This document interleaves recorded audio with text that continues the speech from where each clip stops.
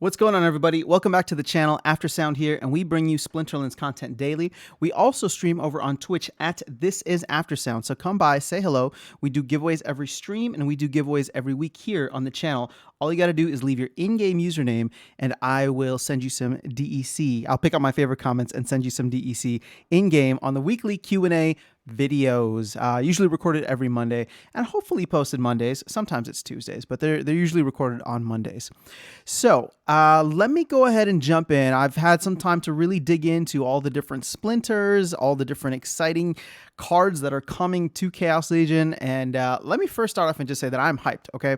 I'm very hyped, and more importantly, despite the title of this video, the long-term plan for me is to be able to max out a deck full of Chaos Legion cards, right? Meaning that I would love to get every single Chaos Legion card maxed out, completely maxed out, right? That's the long-term goal, because I don't see Rift Watchers coming out, in the next 6 months or so, maybe even longer than that, especially if the focus will be on land expansion and things like that. So I feel like Chaos Legion, obviously Chaos Legion is the next core set, right? The following core set, Rebellion, maybe a year or 2 years off at this point.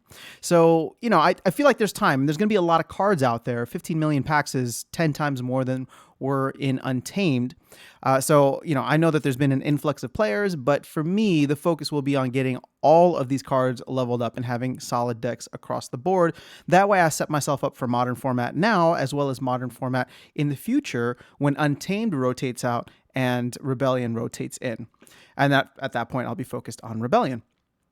Okay, but in terms of where am I going to focus my energy, time, resources, money in the beginning? Well, I'm going to go ahead and pick out two, and they may not be the best. They may not be right according to you, whatever the case is. I'm just sharing my opinion and what I would like to focus on. Again, they're not going to be the only ones I focus on, but they're the ones that excite me the most. So if we're looking at Splinters here, I have to say that Earth, so Obsidian, and Thaddeus Brood Death are going to be the most exciting for me. In fact, they are the most exciting for me to look at, just because we're seeing how powerful Magic can be overall. And maybe it's because I spent too much time in the lower leagues where Magic spamming is a thing. But at the end of the day, the Magic and the ability to manipulate Magic either through increasing or decreasing, or through Void or Void Armor or Silence, like there's a lot of really cool stuff that I feel like these two, Obsidian and Thaddeus Brood, are going to be focused around. So let's go ahead and, I kind of gave you the spoiler first, but the reason I like them, and more specifically, well, okay, so let's dive into Earth first. So with Obsidian, you're going to get a slew of magic creatures, including a tank healer here, who's not inexpensive when it comes to the amount of mana that it costs. But I love the idea of pairing Obsidian with a lot of these magic-based monsters here. And my favorite, or one of my favorites, of course, being Queen Mycelia, right? So at the first level, right? So if you're playing in bronze, you don't need any, you only need one BCX. You're going to get somebody who, to me, is like a cheaper, maybe a little bit slower, but a little more chunky version of Venari Wavesmith, right? And when I say chunky, I mean she's got one more health overall than Venari Wavesmith. She costs 1 mana less. She's 1 speed, which is slightly slower than Wavesmith, but does the same 1 magic damage, as well as offers all friendly monsters the +2 armor. So to me, this is going to be the switch where Ulrich will no longer be in modern format, but Obsidian will. And so if you're able to get your hands on Queen Mycelia, as I'm planning to, or at least I would love, again, to max out these cards, I would love, even at level 1, to me, that provides a lot of benefit, because then you're able to play any and all of the magic monsters and give them a buff. Now, to me, the second part or third part, whatever you want to call this, is when you really level her up. And if you can get her to level 2, so meaning that you're playing in silver, which I feel like should be the goal for most folks, to try to get to silver as quickly as possible, well, then all of a sudden she gets Amplify. And I love the fact that you can pair this with Venari Knifer. And keep in mind, Venari Knifer is a common card that has Thorns at level 1 and will be in the starter deck. So it's funny because like this to me in a sense was a little disappointing, because I was like, it kind of devalues it kind of devalues one of my favorite cards, which is Jin Chihuahua, the Dragon Rewards card, right? Epic Dragon Rewards card. Because outside of Mylar, there weren't too many, there weren't many ways for you to get thorns at the lowest levels, right? Level 1, I should say. Now it's going to be available and prevalent in the starter deck for Earth, and actually also on Death, but we'll get to that later. So the fact that you'll be able to pair a card in the starter deck with Amplify there. There's several other really, really great and cool cards that I like. I love the fact that Goblin Psychic, again, is a tank healer, and we're going to have that available in the starter deck. But not only that, he comes with Silence later on. So, you can go toe-to-toe with another Earth deck and try to go toe-to-toe with another Earth deck and have, some kind of magic defense there as well, since I don't see anybody with Void right off the bat. And then Grund is an interesting one. Granted, Giant Killer is out there right now, but the fact that at level 1, this guy can do 6 damage per turn with a double strike, that's kind of cool. Not to mention, he's got Trample as well once you get to the higher levels. So there's going to be... There's some really interesting stuff in the Earth Splinter. I'm trying to think if there's anything else that I wanted to take a quick look at.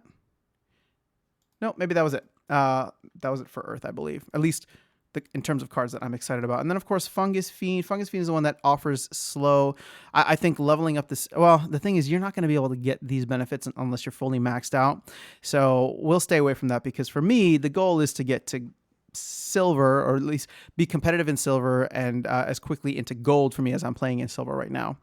My Celiac Spawn, was this another one? Okay, I like this guy because he's got immunity at level 1. And then here's another potential tank that with Taunt also has Force Field.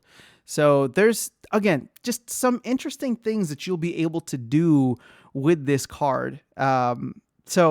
Or not with this card, but with kind of the synergies that we're going to be able to see within the Earth Splinter. So let's move over to Death now. And Death for me, so we talked about Thorns at the first level. You got Cursed Wind Deku here.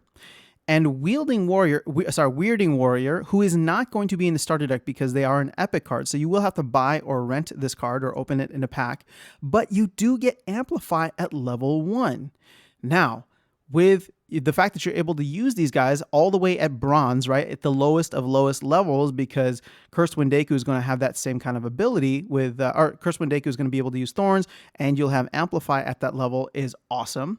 Not to mention, for those of you who have or are renting or are considering renting, who's that summoner? Ouster, right? If you're facing a magic deck, you can throw Ouster into the mix. If you know that you're going to face something magic heavy, throw Ouster into the mix for 2 mana. You're going to get a monster that does 1 damage and offers Amplify, and all of a sudden you might be having these magic spamming teams ripping themselves apart, right? Just absolutely destroying themselves. So I like the synergies here. Again, it's offensive magic and then defensive magic, because let's not forget that we talked about Thaddeus Brood already being a -1 magic summoner, right? So and you will get Bone Golem. All right, so you will get Bone Golem, who does have Void in the starter deck. So you will have a tank there that's available to everyone who will have Void. So if you're able to do that, he might be taking 0 damage. The other thing that I would like to mention, and again, I know that we did a deep dive into a lot of these cards already. I like a lot of them. So, we don't have to go into, Magi, Necrosi, 3 magic damage snipe, and Camouflage. That one's really cool. I like that one a lot. 3 magic damage snipe is nothing to mess with. He does have a little bit low health, but I would say, the one that I'm most excited about is Jin Moirat. I feel like at level 1, he's okay. He can take 11 hit points from all magic damage and, all damage combined, essentially.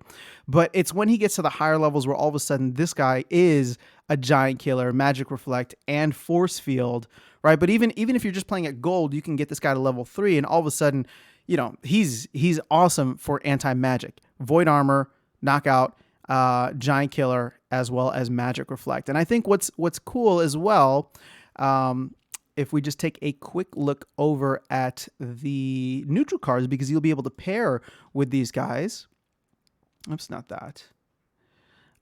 You'll be able to pair with these, not life, neutral cards. And let's see, which ones are going to be in the starter deck? All right, so just commons and rares. So you got Scavo Hireling, who I'm really excited about as well. Venari Spellsmith. So I guess you will have Amplify. Oh, I did not even realize you get Amplify on a neutral card across the board. So that's even cooler. that kind of slipped my my radar there. But I like all of these. I like all these cards and the fact that you'll be able to pair them with any of those splinters. I think is going to be really cool. Well, we'll get into this. Zenith Monk might be one of my favorite cards overall, at least at the lower levels, because he's the only one that will be able to self heal at bronze in the modern format. Now, granted, you can't do it at level 1, but you can get a level 2 version of this guy, so you would need 5 BCX for that. And that, to me, is incredibly valuable. He's only 4 mana. He can't take that much of a hit. But it's one less. Here's the thing. It's one less mana than Haunted Spirit. It's the same mana as, what is that card called? Cerebrus, right? So those are the current self-healing tanks that we get for death and fire respectively. He doesn't have the same amount of damage as either of them, but he's got a little bit more. He's got more hit points than Cerebrus at least, and he's a little bit faster. So there will be some interesting synergies around the corner. Obviously, Scavo Hireling. I like the fact that you get repair as something that's available at the first level across all splinters, right? Unless it's a no neutral game. But you look at well, I haven't looked at the other one yet, but you look at Death and you pair him up with someone like Jin Moirat, right, who has Void Armor as well, and that makes him even more powerful against magic attacks. I don't know that there's anyone here that I would. Well, actually, look, you get to pair him with my Mycelic Infantry as well, and there's just a ton less damage. So again, these are the 2 splinters I'm focusing on probably right off the bat. And when I say right off the bat, like come December 8th, I'll be looking to start maxing out or at least leveling up these cards and trying to get them playable in silver, right, with their full ability sets in silver and potentially gold in the near future, and then work my way around to the other ones. So I'm not leaving them, anyone else behind. I'm just trying to make strategic decisions on where I will be focusing on in the beginning and then go from there. But I do love cards across the board, across every single splinter. So it's going to be tough, but I just wanted to kind of pick and choose my battles first, go for something, and have decks that I felt like would be competent at the higher levels and competitive at the higher levels. So that's all I have for you guys today. Hopefully this is helpful or entertaining. Would love to hear your thoughts and maybe where you're focusing on. Other than that, I will catch you all in the next video, and I will see you around the game.